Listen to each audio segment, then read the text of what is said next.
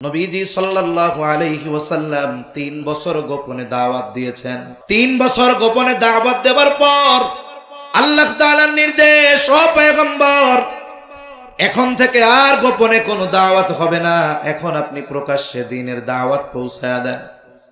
ওয়া আনযির আশীরাতাকাল আকরাবিন, আপনার নিকটস্থ যারা আছে তাদেরকে সতর্ক করেন। রাসূলুল্লাহ সাল্লাল্লাহু আলাইহি ওয়াসাল্লাম আবু কুবাইস পাহাড়ের উপরে দাঁড়ায় গেলেন। কোন বর্ণনায় আসতে সাফা পাহাড়ের উপরে দাঁড়ালেন। বলে দুইটা বর্ণনা দুই রকম মনে হলেও মূলত বিষয়টা এক। সাফা পাহাড়টা মূলত আবু কুবাইস পাহাড়ের একটা অংশ।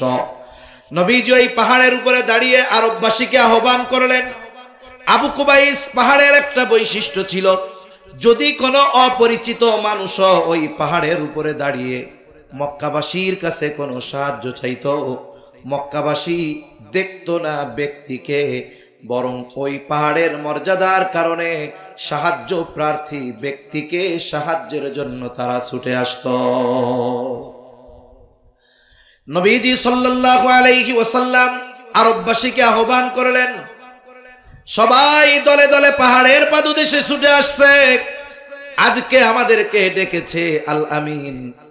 সবাই চলে আসছে পাহাড়ের পাদদেশে। জিজ্ঞাসা করে, ও মুহাম্মদ, আমাদেরকে কেন তুমি একত্রিত করেছ? কেন আমাদেরকে তুমি ডেকেছ?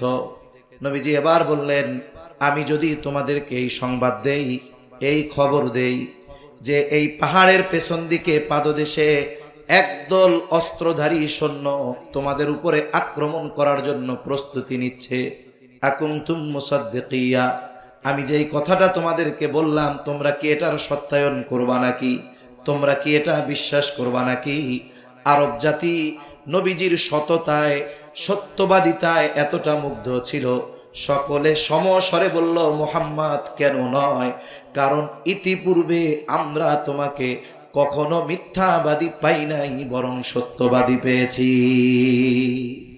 অবশ্যই আমরা তোমার কথা বিশ্বাস করব যে এই পাহাড়ের পেছনে পাদদেশে আমাদেরকে আক্রমণ করার জন্য অস্ত্রধারী সৈন্যরা প্রস্তুতি নিচ্ছে। এটা ছিল আমার আপনার নবীজির সত্যবাদিতার ব্যাপারে কাফেরদের বিশ্বাস। এমন এক চরিত্র ছিল আমার আপনার নবী। বলে এই চরিত্র নবুয়াতির পরে হইছে এমন নয়। আমার আপনার নবীর চরিত্র নবুয়াতির আগেও যেমন পরেও তেমন। এখন প্রশ্ন হতে পারে, নবীজির চরিত্র নবুয়াতির আগে যেমন পরেও তেমন কেমনে হয়? একটা উদাহরণ দিলে বুঝতে সহজ হবে। মনে করেন এক ব্যক্তি 10 বছর আগে একটা স্বর্ণের বার আনছে। স্বর্ণের বার 10 বছর ঘরে রেখে দিয়েছে, কিছুই বানায় নাই। বলেন তো 10 বছর আগে যে উজ্জ্বলতা ছিল, 10 বছর যদি এই স্বর্ণটা ফালায় রাখে, ওই উজ্জ্বলতা থাকবে নাকি? উজ্জ্বলতা থাকবে? কথা বুঝেন নাই মনে হয়। থাকবে না। ঘুম আসতেছে আপনাদের? তাকবীর দেন তো, নারায়ে তাকবীর। আরো জোরে, নারায়ে তাকবীর। আগামীকাল অফিস আছে কার কার? একটু হাত উঁচু করেন তো। আপনার ফজরের নামাজ আছে কার কার? সবার আছে? মাশাআল্লাহ। কয়েকজন হাত উঁচা করে নাই। এটাও একটা সত্য কথা। নামাজ পড়বো না, মিথ্যা কথা কয়ে লাভ কি? এমনিই তো পড়বো না এক গুনাহ, আবার মিথ্যা কথা কয়ে আর এক গুনাহ কামানোর দরকার আছে? আল্লাহ ওই ভাইগুলাকে পরিপূর্ণ দ্বীনের উপরে আসার তৌফিক দান করেন। যেহেতু অফিস আছে, নামাজ তো মূল, অনেক রাত 12টা, বেশি সময় যাব না। মৌলিক কিছু কথা একটু আপনাদের সাথে একটু মুযাকারা করা দরকার। স্বর্ণের বার যদি 10 বছর আগে আইনা রাইখা দেওয়া হয়, বলে ওটার উজ্জ্বলতা হারায় যাবে। উজ্জ্বলতা হারিয়ে যেতে পারে, তবে কিন্তু তার মূল্য কমবে না। মূল্য কমবে নাকি? মূল্য কমবে না। এখন নবীজির চরিত্র স্বর্ণের মতো, আগেও স্বর্ণ পরেও স্বর্ণ, তবে তফাৎ কোথায়? বলে নবুয়াতির আগে স্বর্ণ, তবে সেই স্বর্ণের উজ্জ্বলতা কম ছিল। আল্লাহ তাআলা নবুয়াতি দেওয়ার মাধ্যমে ওই স্বর্ণের উজ্জ্বলতা তথা ওই চরিত্রের উজ্জ্বলতা বাড়ায় দিয়েছেন, যার কারণে নবুয়াতির আগে আমার আপনার নবীর চরিত্রে মুগ্ধ ছিল শুধু মক্কাবাসী, আর নবুয়াতির পর আমার আপনার নবীর হচ্ছে গোটা সৃষ্টি জগৎ। এইভাবেই আল্লাহ তাআলা আমার আপনার নবীকে উত্তম চরিত্রে গড়ে তুলেছেন।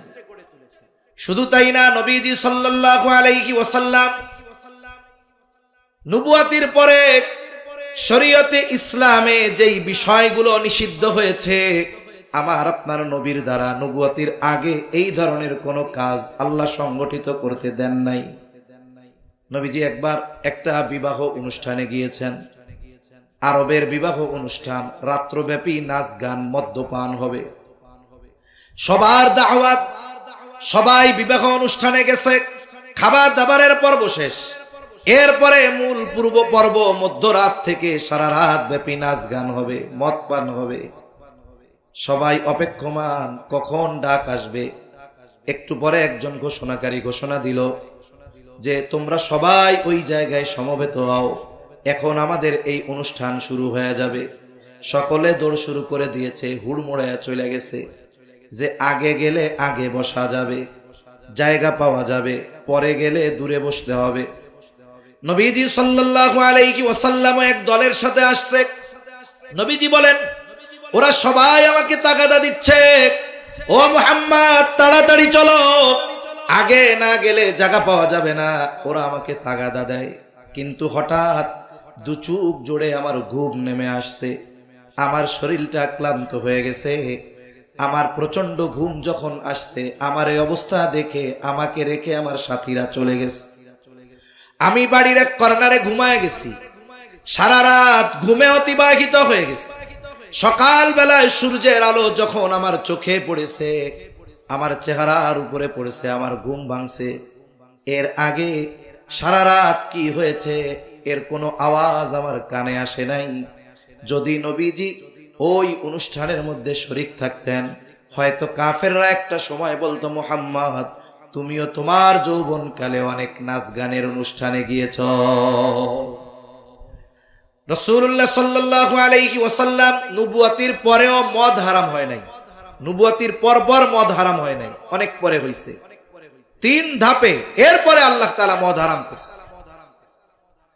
কিন্তু কেউ একথা বলতে পারবে না নবুয়াতির পরে মদ হারাম হওয়ার আগে অথবা নবুয়াতির আগে আমার আপনার নবী কোনোদিন মদ পান করেছেন, এই কথা কেউ বলতে পারবে না।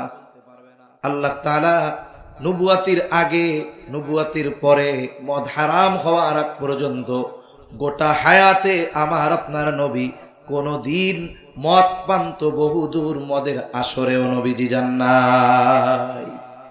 এইভাবে আল্লাহ তাআলা আমার আপনার নবীজির চরিত্রকে হেফাজত করেছেন এবং নবুয়াতির বহু পূর্ব থেকে নিয়ে আমার আপনার নবীজির মাধ্যমে সামাজিক ও মানবতার কাজগুলো আমার আপনার নবীজির মাধ্যমে নিয়েছেন। এই যে আল উম্মাহ ফাউন্ডেশন, এটা তো এক হিসাবে বলা যায় রাসূল আকরাম সাল্লাল্লাহু আলাইহি ওয়াসাল্লামের ওই যৌবনকালে নবীজির এবং কুরাইশ কয়েকজন সরদারদের নেতৃত্বে নবীজির সর্বোচ্চ আগ্রহ উদ্দীপনায় যেই সংগঠন প্রতিষ্ঠিত হয়েছিল হিলফুল ফুজুল, সেটার একটা শাখা বলা চলে, ঠিক কিনা বলেন? রাসূল আকরাম সাল্লাল্লাহু আলাইহি ওয়াসাল্লাম হিলফুল ফুজুল কেন প্রতিষ্ঠা করেছিলেন? ওই যৌবনকালে যখন যুবক ছিলেন তখন থেকেই নবীজি মানবতার কল্যাণে নিবেদিত ছিলেন। এর প্রমাণ পাওয়া যায় যখন নবীজি সাল্লাল্লাহু আলাইহি ওয়াসাল্লাম প্রথম ওহী নাজিল হলো হেরা গুহায়, জিবরাইল আলাইহিস সালাম ওহী নিয়ে আসছেন। নবীজি সাল্লাল্লাহু আলাইহি ওয়াসাল্লামকে বলতেছে, ইকরা, পড়ো। নবীজি বলেন, আমি পড়তে পারি না। আবার বলেন, পড়ো। আমি পড়তে পারি না। এইবার জিবরাইল আলাইহিস সালাম বললেন, পড়ো। ইকরা বিসমি রাব্বিকাল্লাযী খলাক, খলাকাল ইনসানা মিন আলাক। একদারে 5টা আয়াত পড়ার কথা বললেন আর নিজের বুকের সাথে নবীজিকে চাপ দিলেন। নবীজি সাল্লাল্লাহু আলাইহি ওয়াসাল্লাম পড়লেন, তবে প্রচন্ড ভীত সন্ত্রস্ত হয়ে গেলেন নবী। হেরা গুহা থেকে দ্রুততার সাথে বাড়িতে ফিরে আসলেন। মানুষ ভয় পেলে জ্বর আসে, নবীজির গায়ে জ্বর, প্রচন্ড প্রকম্পন, শরীর কাঁপতেছে। এসে বলেন, জাম্মিলুনি জাম্মিলুনি, আমারে বস্তাবৃত করো। খাদিজাতুল কুবরা রাদিয়াল্লাহু তাআলা আনহা তখন বুঝতে পারলেন নবীজির কোনো অসুবিধা হয়েছে, নবীজিকে তিনি অভয় দিলেন যে আপনাকে কোনো জিন শয়তান আপনার ক্ষতি করতে পারে না, আপনাকে কোনো জিন শয়তান আপনার ক্ষতি করতে পারে না। কেন? আপনি দুস্থ গরীব অসহায়দের পাশে দাঁড়ান, আপনি বিধবাদের পাশে দাঁড়ান, আপনি মানুষের সাহায্য করেন, যারা হক পথে তাদেরকে আপনি সহযোগিতা করেন, আপনি আত্মীয় স্বজনের সম্পর্ক রক্ষা করেন। সুতরাং কোনো দুষ্টু জিন আপনার ক্ষতি করতে পারে না। এটা তো ওহী নাজিল হওয়ার সময় জানলাম। তার মানে নবীজি নবুয়তির বহু আগ থেকে এই মানবতার কল্যাণে, মানব কল্যাণে, মানুষের কল্যাণে নিবেদিত প্রাণ ছিলেন। মানুষের সেবা করতেন, দুস্থ মানুষের সেবা করতেন, সাথে সাথে অসহায় বিধবা যারা ছিল রাসূল সাল্লাল্লাহু আলাইহি ওয়াসাল্লাম তাদের খোঁজ খবর রাখতেন। এই হিলফুল ফুজুল গঠনের উদ্দেশ্য এটা ছিল যে কেউ যদি জুলুমের শিকার হয় তার পাশে দাঁড়ানো, কেউ যদি অভাবে পড়ে তাকে সহযোগিতা করা। এজন্য ইসলামে মানুষের পাশে দাঁড়ানো, মানুষের জন্য কল্যাণকামী হওয়া, এটা অনেক বড় এক ফজিলতের কাজ। একজন মুমিন অপর মুমিনের কোনো প্রয়োজন মেটাবে। রাসূল আকরাম সাল্লাল্লাহু আলাইহি ওয়াসাল্লাম বলেন, এক মুমিন যদি অপর মুমিনের কোনো প্রয়োজন মিটায়, নবীজি সাল্লাল্লাহু আলাইহি ওয়াসাল্লাম বলেন, তাহলে আল্লাহ ওই ব্যক্তির দুনিয়া আখিরাত উভয় জাহানের প্রয়োজন মিটায় দেয়। রাসূল আকরাম সাল্লাল্লাহু আলাইহি ওয়াসাল্লাম যৌবনকালেই আল্লাহ তাআলা তাকে বিচক্ষণতা দান করেছিলেন। ওনার সিদ্ধান্তের কারণে কুরাইশদের মধ্যে প্রায় হতে যাওয়া বড় ধরনের সংঘর্ষ থেকে ওই জাতি বেঁচে গেছে।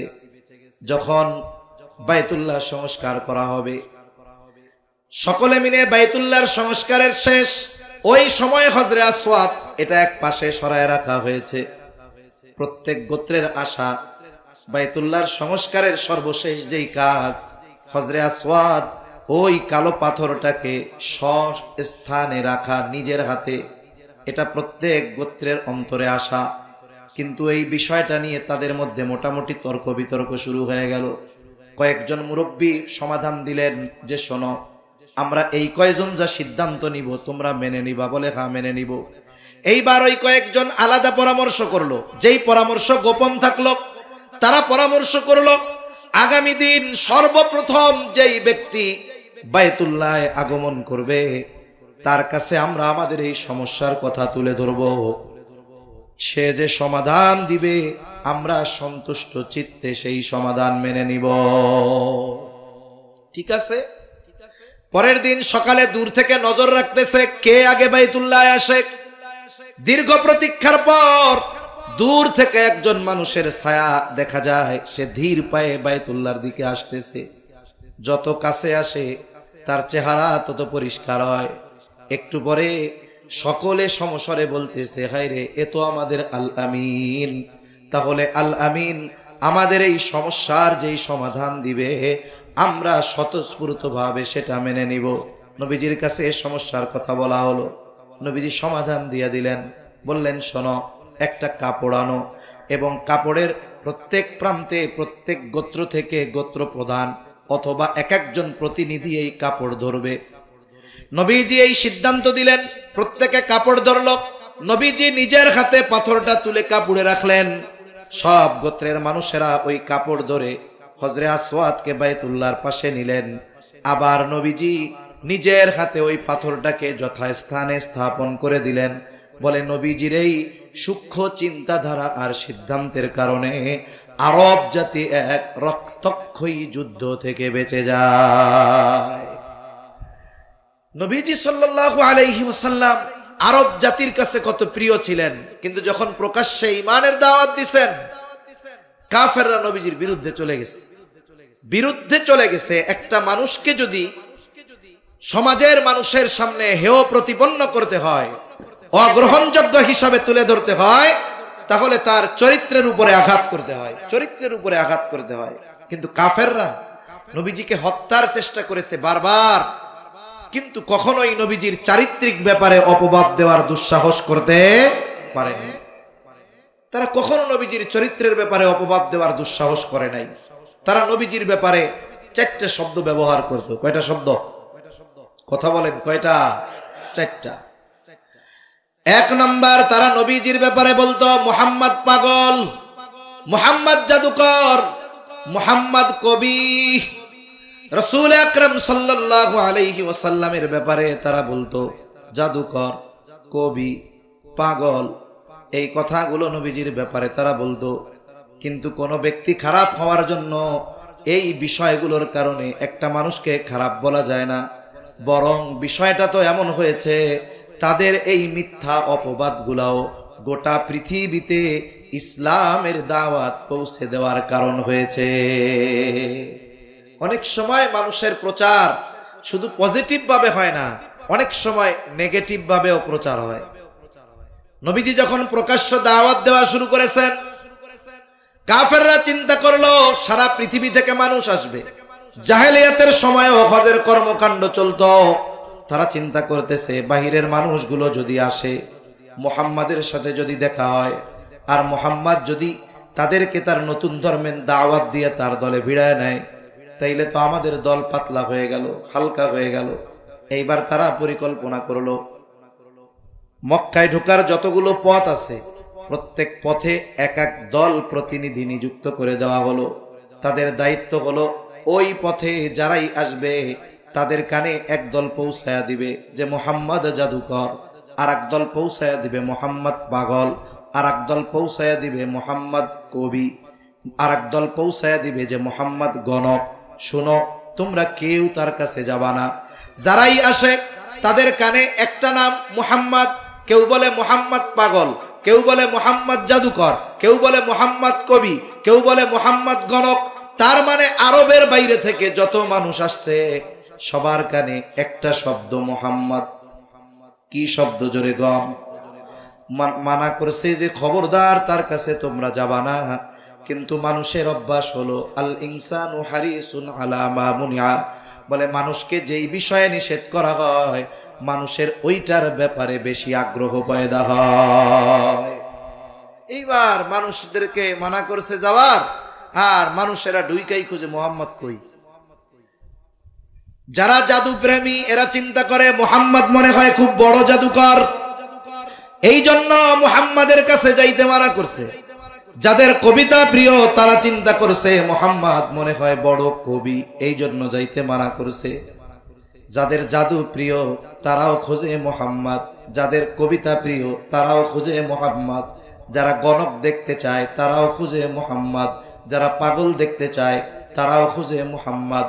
এইবার নবীজির কাছে আসছে কেউ জাদু দেখার জন্য, কেউ কবিতা শোনার জন্য। জবান খুলে বলেন তো, আমার আপনার নবী কি জাদুকর নাকি? আমার আপনার নবীজি কি কবি নাকি? আমার আপনার নবী পাগল নাকি? আমার আপনার নবী গণক নাকি? আমার আপনার নবীর কাছে কবিতা নাই, জাদু নাই, কিচ্ছু নাই। তবে একটা জিনিস আছে যেটার নাম হলো কোরআন। কি আছে? জোরে বলেন। কোরআন। নবীজি কোরআন শোনায় দিতেন, আর এই কোরআন শুনে মানুষের অন্তরে হেদায়েতের নূর প্রজ্বলিত হয়ে যাইত। ঈমান যে কয়জন আনুক তারাও গিয়া ছড়ায় দিছে যে শোনো, মক্কায় একজন লোক আছে তার নাম মুহাম্মদ। কাফেররা চেয়েছে কি যেন মানুষেরা নবীজির কাছে না আসে। তাদের এই কৌশলকে কাজে লাগায়া আল্লাহ তাআলা আমার আপনার নবীর নাম গোটা দুনিয়াব্যাপী ছড়ায় দিছে। সুবহান। আমার আপনার নবী সর্বোত্তম আখলাকওয়ালা নবী। আমার আপনার নবীর চরিত্রের মধ্যে কোনো অপূর্ণাঙ্গতা নাই। এজন্য নবীজি সাল্লাল্লাহু আলাইহি ওয়াসাল্লাম বলেন, ইন্নামা বুইসতু লিউতাম্মিমা মাকারিমাল আখলাক। নবীজি সাল্লাল্লাহু আলাইহি ওয়াসাল্লাম বলেন, আমাকে উত্তম চরিত্রে পরিপূর্ণতা প্রদানার্থে প্রেরণ করা হয়েছে। আমার আপনার নবীর আগে যত নবী দুনিয়ায় আসছে সব নবী উত্তম চরিত্রওয়ালা, কোনো সন্দেহ নাই। কিন্তু আমার আপনার নবী শুধু উত্তম চরিত্রওয়ালা নবী এমন নয়, বরং আমার আপনার নবী হলেন উত্তম চরিত্রে পরিপূর্ণতা দান করনেওয়ালা নবী। এজন্য আমার আপনার নবীজির চরিত্রের সত্যায়ন দুনিয়ার কোনো মানুষ করে নাই। আমার আপনার নবীজির নবুয়তির পর ওই চরিত্রের সত্যায়ন যিনি করেছেন তিনি কে? আরো জোরে বলেন কে? আল্লাহ তাআলা বলেন ওয়া ইন্নাকা লাআলা খুলুকিন আযীম। আল্লাহ তাআলা বলেন আপনি মহান চরিত্রে অধিষ্ঠিত। তার মানে আমার আপনার নবীর চরিত্র হলো এমন এক চরিত্র, ওই চরিত্রকে যদি আমরা অনুসরণ করি, অনুকরণ করি, আশা করা যায় এই পৃথিবীতে মুসলমানদের জয়ের এই নিশানাকে, জয়ের এই ঝান্ডাকে দুনিয়ার কোনো মানুষ ঠেকাতে পারবে না। কিন্তু আফসোস, নবীজির সেই রেখে যাওয়া আখলাক, নবীজির সেই রেখে যাওয়া চরিত্র থেকে আমরা অনেক দূরে চলে গেছি। এজন্য আজকে সাময়িকভাবে আমাদের উপরে কিছু মুসিবত আসতেছে, তবে হ্যাঁ, আমরা যদি ফিরে আসি তাহলে আল্লাহ তাআলা আমাদেরকে আবারও সেই গৌরবময় অতীতের মতো আমাদের ওই অবস্থাকে আবার সে জায়গায় নিয়ে যাবেন ইনশাআল্লাহ। এজন্য আল্লাহ রাব্বুল আলামিন কোরআনুল কারীমের ওই আয়াতে বলেন, লাকাদ কানা লাকুম ফি রাসূলিল্লাহি উসওয়াতুন হাসানাহ। আল্লাহ তাআলা বলেন তোমাদের জন্য রাসূলের জীবন আদর্শের মধ্যেই রয়েছে উত্তম আদর্শ।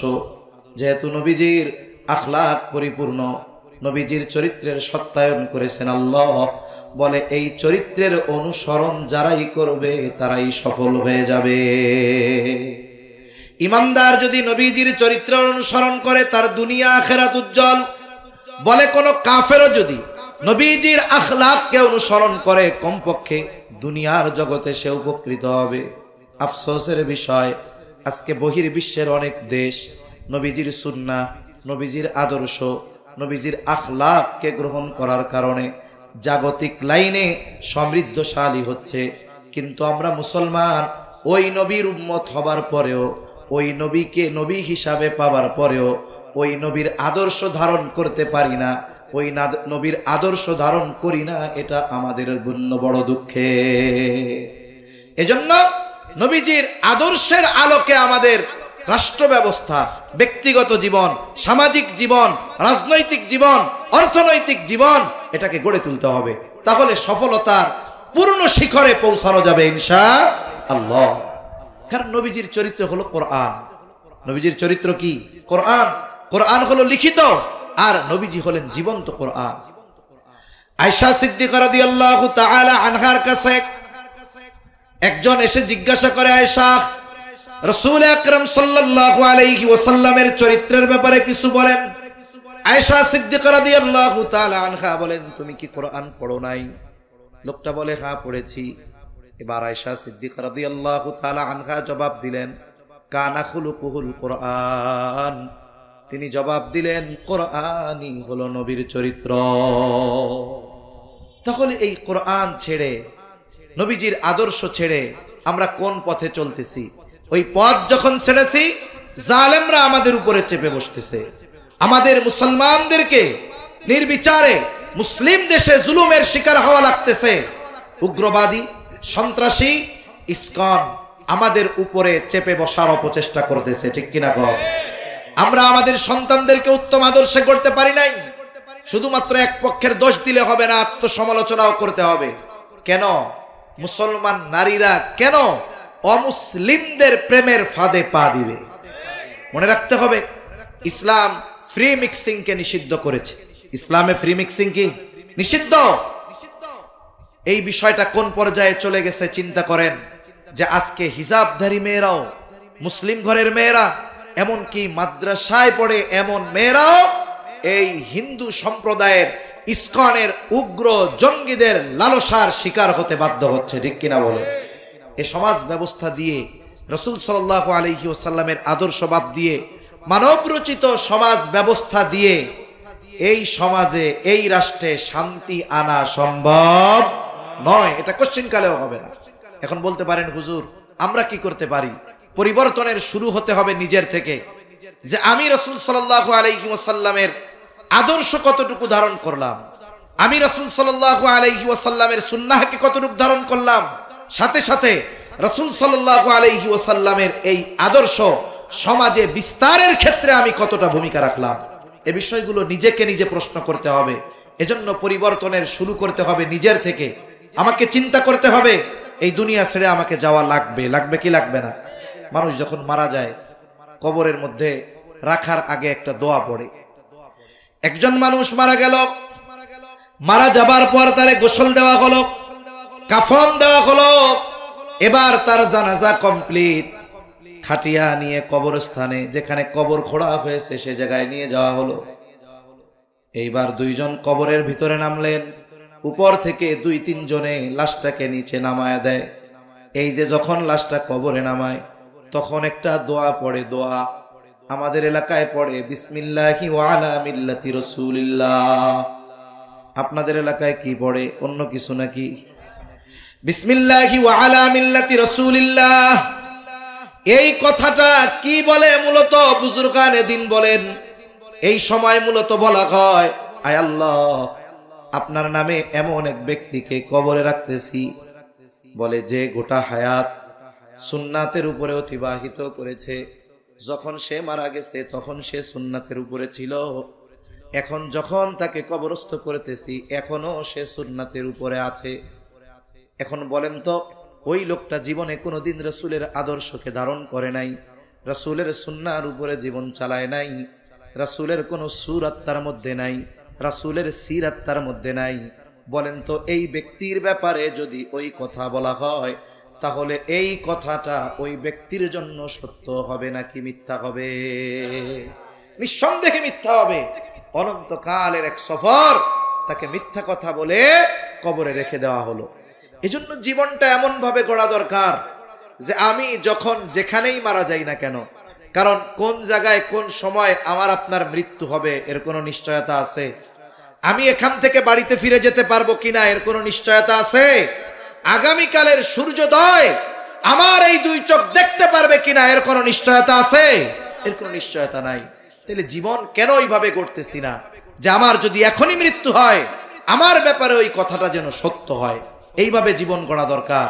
এভাবে যদি আমরা আমাদের জীবন গড়তাম, আমরা আমাদের অধীনস্থদেরকে যদি এইভাবে গড়ে তুলতে পারতাম, তাহলে আজকে 92% মুসলমানের দেশে আমাদেরকে মাজলুম হওয়া লাগতো না, আমাদের সাথে সংখ্যালঘুর মতো আচরণ হতো না। ইসলামের কথা বলার কারণে, হক কথা বলার কারণে, রাষ্ট্রের পক্ষে বলার কারণে, দেশের পক্ষে বলার কারণে টঙ্গীর ইমাম সাহেবকে গুম হওয়া লাগতো না। এজন্য সম্মানিত উপস্থিতি, রাসূলের আদর্শের মধ্যেই আমাদের সফলতা রয়েছে। সাথে সাথে একটা বিষয় আমাদের মনে রাখতে হবে, আমাদের দল, মত, গোত্র, পরিচয়, গায়ের বর্ণ ভিন্ন থাকতে পারে, মতাদর্শের ভিন্নতা থাকতে পারে, তবে আমাদেরকে অবশ্যই দ্বীনের ব্যাপারে, ইসলামের ব্যাপারে, দেশের ব্যাপারে ঐক্যবদ্ধ থাকতে হবে। রাসূল আকরাম সাল্লাল্লাহু আলাইহি ওয়াসাল্লামের অন্তরেও দেশপ্রেম ছিল, রাসূলের অন্তরে দেশপ্রেম ছিল। এজন্য প্রত্যেকটা ইমানদার নাগরিকের অন্তরে দেশপ্রেম থাকা দরকার। যদিও কথা আর কি, এটা হাদিস না, হুব্বুল ওয়াতান মিনাল ঈমান, স্বদেশ প্রেম ঈমানের অঙ্গ, এটা হাদিস না। কিন্তু কথাটা এরকম যে মাতৃভূমির প্রেম নবীজির অন্তরে ছিল।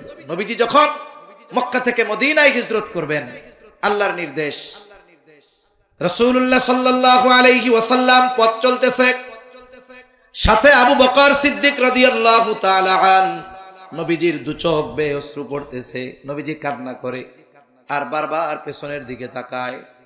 আবু বকর সিদ্দিক রাদিয়াল্লাহু তাআলা আনহু জিজ্ঞাসা করেন, ইয়া রাসূলুল্লাহ, আপনি কেন কান্না করতেছেন?